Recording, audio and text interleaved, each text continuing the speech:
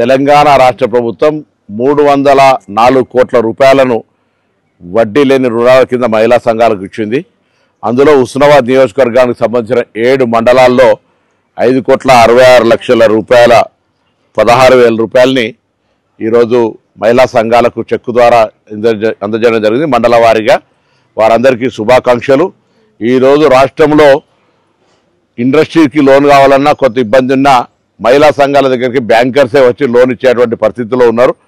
కాబట్టి పారిశ్రామికంగా మారుతున్న కాలానికి అనుగుణంగా అన్ని రంగాల్లో మహిళలు రాణించాలనే ఈ ప్రభుత్వ ఆలోచన ప్రకారంగా ఇంకా ప్రభుత్వం ఎన్ని కోట్లైనా లోన్ ఇవ్వడానికి సిద్ధంగా ఉంది.